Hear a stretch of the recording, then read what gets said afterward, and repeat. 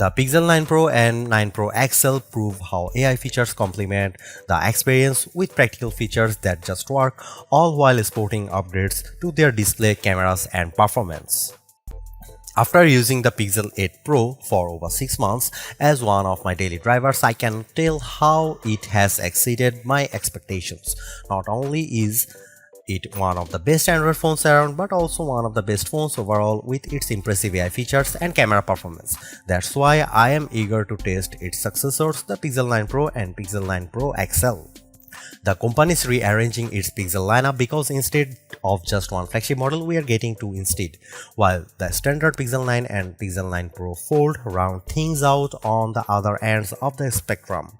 Given the popularity of the iPhone 15 Pro Max and Galaxy S24 Ultra, Google is turbocharging its new Pixels with newer cameras, durable designs, and more helpful AI features. As much as Apple Intelligence claims to redefine the iPhone experience, I think these new Pixel phones take it a step further.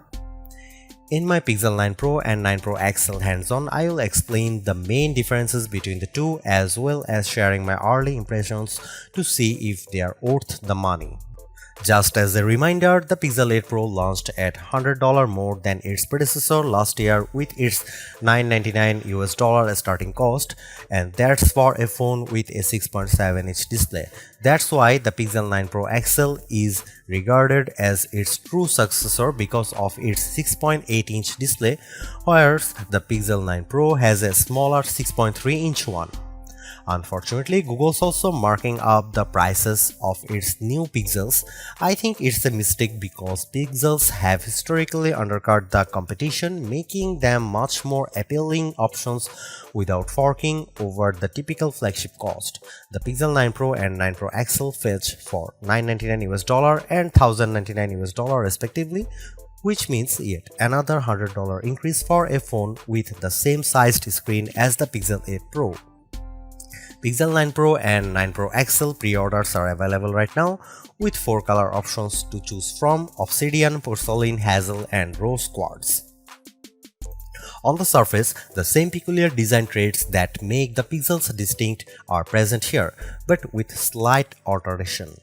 Most notably, I like the redesigned camera bar on the back of both phones, which now is an elongated pill-shaped protrusion as opposed to edge-to-edge one in past devices. While I have been accustomed to handling the Pixel 9 Pro XL's size, it's refreshing feeling to hold the smaller Pixel 9 Pro. Apart from the camera cutout, the designs of the new Pixel phones make them look eerily similar to the iPhone 14 Pro series due to the polished metal trims that are not flat as opposed to contoured. I am on the fence about this peculiar change because the contoured edge make the Pixel 8 Pro much more comfortable to hold. It's a change I am going to need to get used to, but at least they are still sporting the same matte gloss surfaces as before to give them that always clean, smooth look.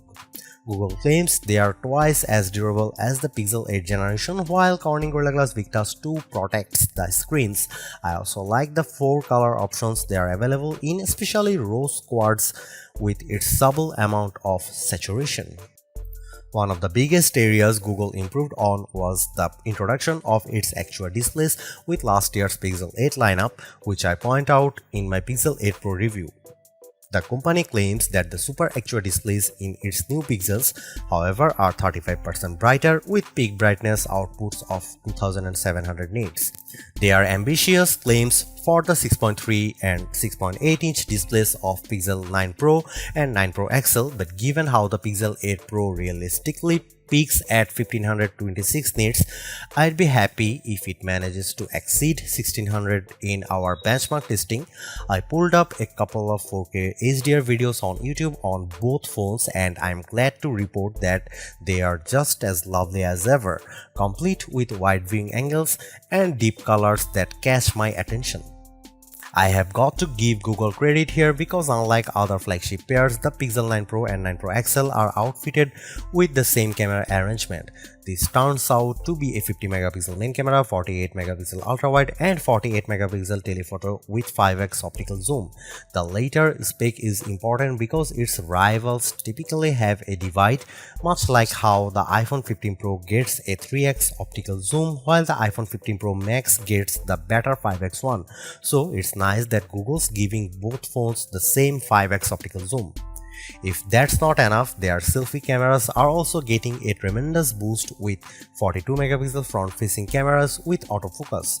I snapped a couple of selfies on both phones and based on what was previewed, they look much better than the ones I have taken with my Pixel 8 Pro. Another way that the Pro Pixels differ from the standard Pixel 9 is that they gain up to 8K video recording along with an upgraded video boost feature and better low-light panorama performance. For the smaller Pixel 9 Pro, I'm glad that it has the same robust set of camera features as the more expensive Pixel 9 Pro XL, so that may be an incentive to stick with the smaller phone this time around.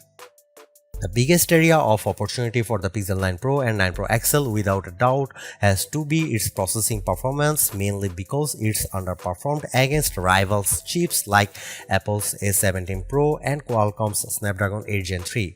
With the Tensor G4 calling the shots, I am eager to see what improvements it has over last year's Tensor G3.